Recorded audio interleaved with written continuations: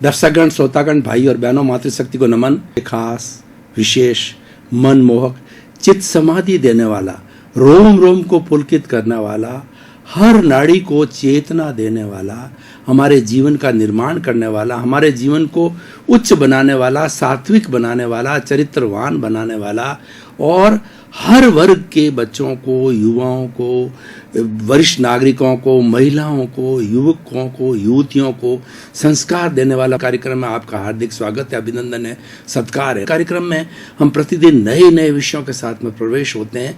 हर विषय में सागर सी गहराई होती है और पर्वत सी ऊंचाई होती है, यानी उसको होलिस्टिक बनाया, सांगोपांग बनाया जाता है, सोच परख बनाया जाता है और ऐसी सामग्री डाली जाती है ताकि कि हर रुचि वाले, हर मेंटल स्टेटस और हर उम्र के, हर वर्ग के व्यक्ति के लिए उपयोगी सिद्ध हो सके और उसमें से वो ऐसी सामग्री वो एक्सट्रैक्ट कर सके जिससे उसके जीवन का निर्माण हो और जिससे उसके जीवन के अंदर जो नई चेतना है। तो इसी क्रम के अंदर आज का हमारा एक दार्शनिक विषय है और वो बहुत ही सुंदर विषय, उस विषय को लेकर के आज हम उपस्थित हो रहे हैं। तो आज का हमारा विषय है बौद्ध दर्शन के 4 आर्य सत्य।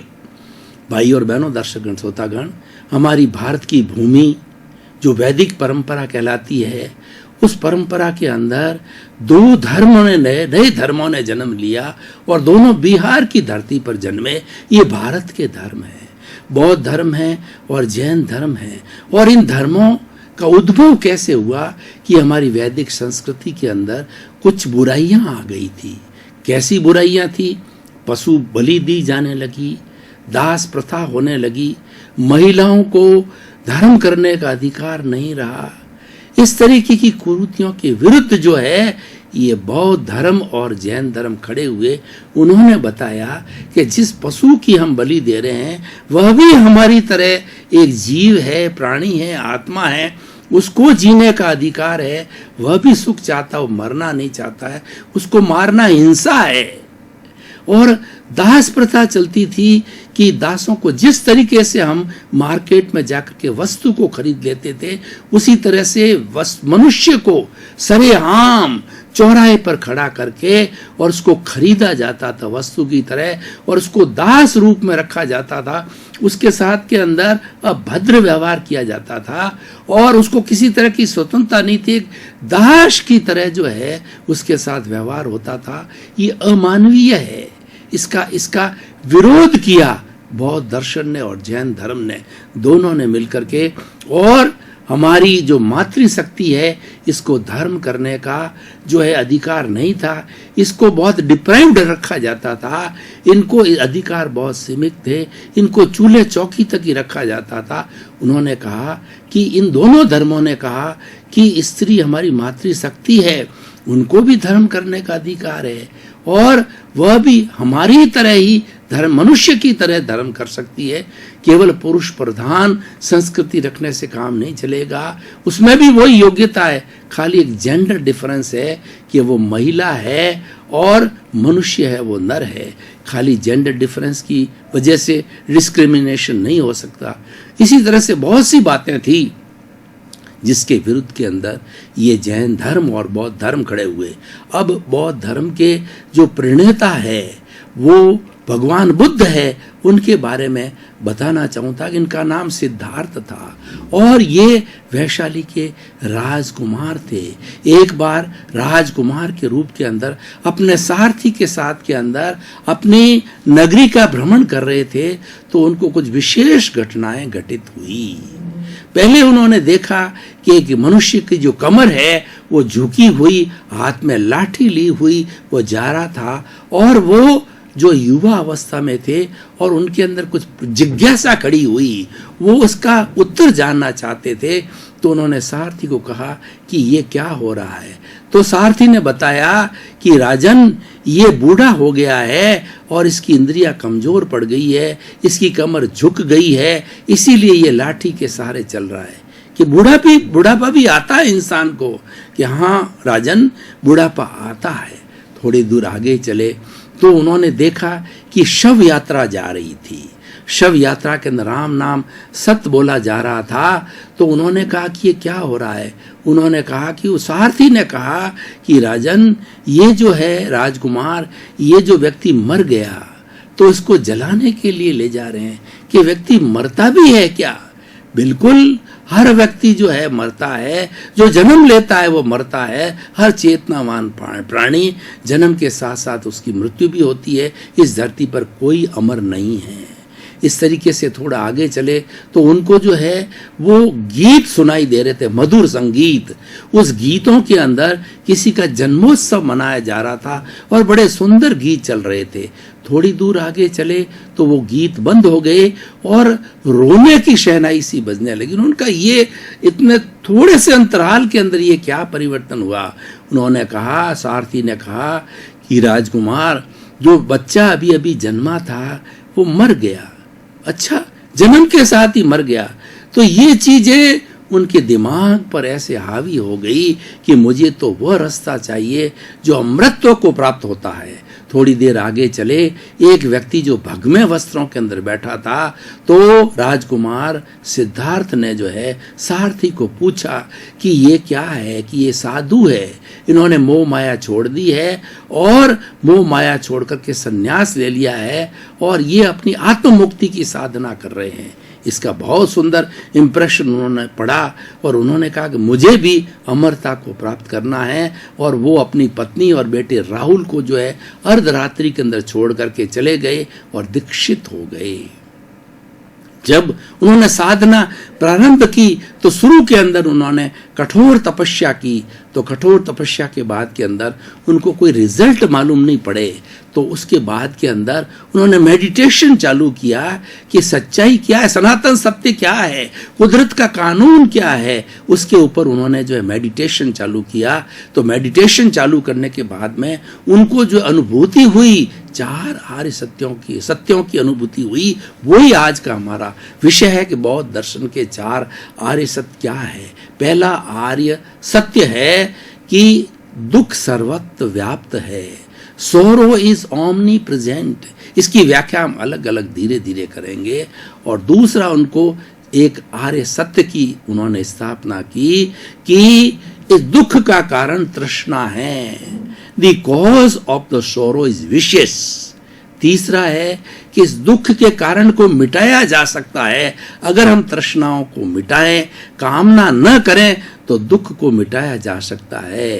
If this all wishes vanishes, then sorrow will also vanish।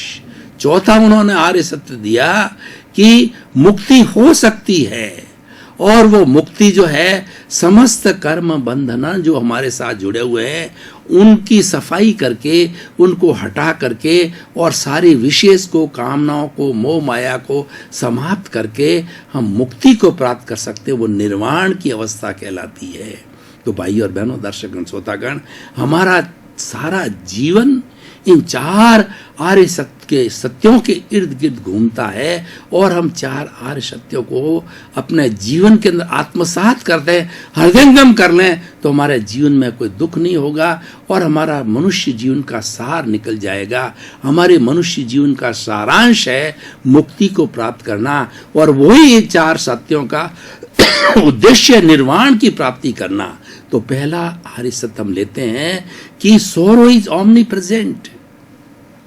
भाई और बहनों, दर्शकगण, श्रोतागण, भगवान बुद्ध ने एक व्यक्ति को भेजा कि तुम ये चावल लेकर के जाओ और अपनी नगरी में भ्रमण करो, कि ये चावल उस व्यक्ति को देना कि जिसके घर, किसी के घर के अंदर किसी प्रकार का कभी दुख न आया हो। तो वह व्यक्ति जो है वो गया दूत और वो हर घर घर घूमा, लेकिन हर एक ने बताया कि कुछ न कुछ उनको दुख है या दुख आया था। तो इस तरीके से वो चावल लेकर के वापस आ गया। तो भगवान ने कहा कि सोरो इज ओमनी प्रेजेंट, यानी दुख सर्वत्र व्याप्त है।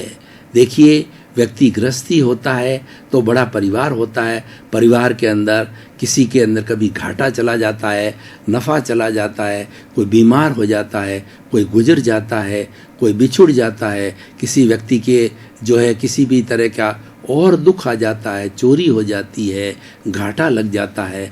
तो इस तरीके से कई तरह के दुख है मनुष्य के जीवन में आ जाते हैं। हम इस शरीर को देखें, शरीर के लिए कहा गया है शरीर व्याधि मंदिरम। किसी भी उम्र का बच्चा हो, किसी उम्र का व्यक्ति हो, उसको व्याधि कभी भी आ सकती है। छोटी व्याधि आ सकती है, बड़ी व्याधि आ सकती है। हमारे चिंतन को देखिए, हमारे 3 जो है मुख्य योग है, मन वचन और काया। मन के अंदर हमारे कभी चिंतन आता है, अच्छा चिंतन आ जाता है, कभी हमारा निराशा का चिंतन आ जाता है। वचन है, वचन के द्वारा जैसे जैसे हमारे भीतर जो कर्मों का उदय होता है, तो कभी हम किसी के साथ मीठा बोलते हैं, अच्छा व्यवहार करते हैं, और कभी हम किसी के साथ में क्रोध में आकर के बुरा व्यवहार करने जाते हैं। उसी तरीके से शरीर है, कभी क्रोध के वशीभूत होकर किसी को थप्पड़ मार देता है, किसी की हिंसा कर देता है, और किसी के साथ दुर्व्यवहार कर लेता है। यानी ये जो है दुख हर वक्त चलता रहता है और हर एक के साथ होता है। हर जीवित प्राणी के साथ में दुख होता है। दुख सर्वत्र व्याप्त है, सोरो इज ओमनी प्रेजेंट। और इस दुख का कारण जो है, दूसरा जो हमारा आर्य सत्य है, दुख का कारण विशेष है। हमारी कामनाएं हैं, हमारी तृष्णाएं हैं, हमारी इच्छाएं हैं, हमारी लालसाएं हैं। देखिए कि हर व्यक्ति आगे बढ़ना चाहता है, हर व्यक्ति लालसा करता है, हर व्यक्ति तृष्णा करता है। जो आज जो सैकड़ों पति है, वो लखपति बनना चाहता है, लखपति करोड़पति बनना चाहता है, करोड़पति जो है अरबपति बनना चाहता है। इस तरीके से हमारी इन तृष्णाओं का, इन लालसाओं का कोई अंत नहीं है। लालसाओं के लिए कहा गया है कि चाह गई चिंता मिटी और मनुआ बेपरवाह, जिनको कुछ न चाहिए सो ही शहंशाह। शहंशाह कौन होते हैं? जिनको कुछ नहीं चाहिए, संतोषी को शहंशाह कहा जाता है। गज धन गो धन बाजी धन और रतन धन खान, जब आवे संतोष धन सब धन धूरी समान। सबसे बड़ा धन है वो संतोष का धन है। संतोष व्यक्ति को आ जाता है तो सारी विशेष कामनाएं, तृष्णाएं, मनोकामनाएं सब विलीन हो जाती है, समाप्त हो जाती है। और वही दूसरा आर्य सत्य है कि हमें अपनी कामनाओं को कम करिए। एकदम कामनाएं समाप्त नहीं हो सकती है, क्योंकि हमारे भीतर भरा हुआ माल है। जन्म जन्मांतर के अंदर हमने लोगों के साथ में, प्राणियों के साथ में दोष किए हुए हैं। तो उन दोषों का जब उदय आता है कर्मों का, तो हम उसके वशीभूत होकर के वो कार्य करने जाते हैं। बुद्धि कर्मानुसारिणी बन जाती है, हमारी बुद्धि कर्मों के अनुसार चलने लग जाती है। लेकिन पुरुषार्थ किया जाए, हम कामनाओं को कम करें, इच्छाओं को कम करें, तृष्णा को कम करें, लालसाओं को कम करें, तो हमारा जीवन सादा जीवन उच्च विचार बन जाएगा। जब हमारी आवश्यकताएं, अपेक्षाएं कम हो जाएगी तो हम स्वतंत्र होने लग जाएंगे। जब लालसाएं बढ़ती जाएगी, और ये लालसाएं द्रौपदी के चीर की तरह होती है, ये बढ़ती जाती है। ऐसा कहा जाता है कि विषय नर की लालसा और पाम रोज की खाज, लोभी की धन लालसा और तीनों बेअंदाज। लोभी की धन लालसा और हमारी पाम रोग होती है उसकी खाज, और इस तरीके से विषयी नर होता है, उसकी जो है कामुकता की भावना ये बढ़ती जाती है। और ये जो है वो आग में घी डालने के समान है। इनको वशीभूत करना चाहिए, इन पर नियंत्रण करना चाहिए, इन पर कंट्रोल करना चाहिए। ये दूसरा आर्य सत्य है कि हमें अपनी कामनाओं को कम करो, अपनी तृष्णाओं को कम किया जाए। तीसरा यह है कि दुख को समाप्त किया जा सकता है। दुख को समाप्त कैसे किया जा सकता है? आप इच्छा मत कीजिए, दुख समाप्त हो जाएगा। जितने भी ये वैरागी लोग होते हैं, साधु संत होते हैं, ये कोई इच्छा नहीं करते हैं। वो तो इच्छाओं को जो उस पर अंकुश लगाते हैं, इच्छाओं पे नियंत्रण करते हैं। और ये इच्छाएं हैं, ये लालसाएं हैं, ये राग द्वेष है, इसी कारण से कर्म का बंधन होता है। वो इनसे छुटकारा पाते हैं और धीरे धीरे वैराग्य के द्वारा जो है इन इच्छाओं को कम किया जा सकता है। और जितनी जितनी हमारी इच्छाएं कम होती जाएगी, हमारा सुख बढ़ता जाएगा। क्योंकि दुख का सबसे बड़ा कारण अज्ञान है। और अज्ञान क्या है कि स्वयं को कर्ता समझना, मैंने किया, ये मेरा घर, ये मेरा मकान, मैं और मेरा जितना कर्तापन है, यही कर्ता भाव ही दुख का कारण है। ये विभाव है, वास्तव में हम कर्ता नहीं हो सकते। कर्ता तो व्यवस्थित शक्ति है, कर्ता कराने वाली ये प्रकृति है, हम तो उस प्रकृति में से मात्र एक निमित्त है। और ये कुदरत जो है वो हमारे कर्मों के भुगतान के लिए जो है ये संजोग जुटाती है। उन संजोगों में से मात्र हम एक संजोग हैं और बहुत से संजोग मिलकर के किसी कार्य को परिणति के रूप में ले जाते हैं, रिजल्ट के रूप में ले जाते हैं। अकेला व्यक्ति किसी रिजल्ट पे नहीं आ सकता है। आप ये करके देख लीजिए, कोई काम करना चाहते हैं तो कितने लोगों का सहयोग लिया जाता है। तो इस तरीके से हमारा तीसरा आर्य सत्य है कि दुख से मुक्ति चाहते हैं तो अपनी सब लालसाओं को, तृष्णाओं को, इच्छाओं को समाप्त करो। और अंतिम चौथा आर्य सत्य है कि हम मुक्ति को प्राप्त कर सकते हैं। ये बहुत मुख्य बात है। मुक्त जो हमारी आत्मा होती है वो अनंत ज्ञान वाली होती है, वो अनंत दर्शन वाली होती है, वो अनंत शक्ति वाली होती है और अनंत सुख का धाम है। मुक्ति को प्राप्त करने के बाद निशेष कुछ भी प्राप्त नहीं करना होता है, क्योंकि मुक्त होने के बाद में हमारी आत्मा अजर, अमर, अविनाशी और वह अशरीरी हो जाती है, अक्रिया रूप में हो जाती है। वो तो मात्र ज्ञान दर्शन वाली होती है और आनंद, सुख, अक्षय सुख जो है उसका लक्षण होता है, गुण होता है। उसकी प्राप्ति करने के लिए हम सभी मुक्ति चाहते हैं। हमारी भारतीय संस्कृति में पुरुषार्थ चतुष्टय हमारी जीवन शैली बताई गई है। काम, अर्थ, धर्म और मोक्ष में इसके विवरण में नहीं जाना चाहता हूं कि हमारा अंतिम जो साध्य है वो साध्य मुक्ति है, वो साध्य मोक्ष है। उसकी प्राप्ति व्यक्ति कर सकता है। तो इन चार आर्य सत्यों के आधार पर जो है भगवान बुद्ध ने बौद्ध दर्शन की स्थापना की और बौद्ध दर्शन का बहुत बड़ी उसकी ज्ञान मीमांसा है, इसकी जो है आचार मीमांसा है और उसकी जो है वो कर्म मीमांसा है और इसकी जो है वो योग मीमांसा है। बहुत बड़ा दर्शन है, पढ़ने योग्य है। तो इन चार आर्य सत्यों को संक्षेप के अंदर हम अपने जीवन के अंदर धारण करें तो हमारा जीवन सार्थक हो सकता है। भाई और बहनों, दर्शकगण, श्रोतागण, हम निष्कर्ष की भाषा में बात करें, हम इस जो एपिसोड की रिलीवेंस निकालें, इस एपिसोड की सामाजिक उपयोगिता और इस एपिसोड का जो है हम किस तरीके से जो है एप्लीकेशन कर सकते हैं हमारे समाज के अंदर, लोगों के बीच में, मानव मात्र के बीच के अंदर, तो ये बिल्कुल सटीक है। व्यक्ति चाहे तो इन चारों पर वह कंसंट्रेशन करके अपने जीवन को आनंदमय और संतुलित बना सकता है। और इसके बनाने के लिए व्यक्ति को अपनी इच्छाएं, तृष्णाएं, अपेक्षाएं, आशाएं हैं, उन सब पर अंकुश लगाना चाहिए, उन पर नियंत्रण करना चाहिए।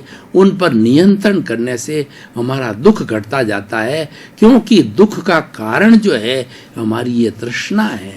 तृष्णा के लिए कहा गया है कि इस सृष्टि माँ ने, इस कुदरत ने, इस कॉस्मोस ने, इस पर्यावरण ने और इस ब्रह्मांड के अंदर 84 लाख जीवा योनि प्राणियों के जीने के लिए पूर्ण सामग्री है, उनके पालन पोषण के लिए। लेकिन अगर वो सारी सामग्री एक व्यक्ति को दे दी जाए, मात्र एक व्यक्ति को, तभी वो दापता नहीं है, क्योंकि उसकी तृष्णा अनंत है। तृष्णा आकाश की तरह अनंत है।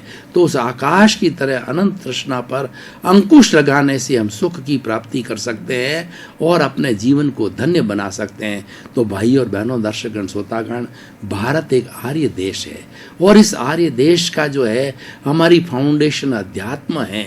तो उस अध्यात्म को और मजबूत बनाने के लिए ये हमारे बौद्ध धर्म और जैन धर्म जो है वैदिक परंपरा के साथ जुड़े। वैदिक परंपरा में पूर्व में हमारे पास में वेद है और उसके बाद में उपनिषदें हैं, ब्राह्मण हैं, आर्यनक है और बहुत से हमारे जो स्पिरिचुअल जो है बहुत से शास्त्र हमारे पास में उपलब्ध है। उसके साथ में ये दो और जुड़ गए जो हमारे बौद्ध दर्शन के त्रिपिटक कहलाते हैं, जो कि जैसे कि बाइबल और कुरान किस तरीके से होली बुक्स हैं, उसी तरीके से त्रिपिटक है, बौद्ध धर्म का होली है, जैन धर्म के आगम कहलाते हैं। इन सब में यही बात भरी हुई है कि आत्म उत्थान करो, सेल्फ रियलाइजेशन करो, इंट्रोस्पेक्शन करो, आत्मनिरीक्षण करो, आत्म परीक्षण करो। और जीवन का सबसे बड़ा सार है सेल्फ रियलाइजेशन करना है। व्यक्ति दुनिया को बहुत जानता है। गूगल के अंदर व्यक्ति जब सर्च करता है तो वो इतना अपने आप को बहुत बड़ा मानने लग जाता है कि मैं सारी दुनिया को जानता हूँ, क्योंकि वो उस गूगल में से निकाल लेता है। लेकिन वह व्यक्ति अपने आप को कुछ भी नहीं जानता है। दुनिया को जानना अच्छी बात है, ये व्यवहार जगत है, लेकिन सबसे बड़ा भला तो तब होगा कि हम स्वयं को जानेंगे।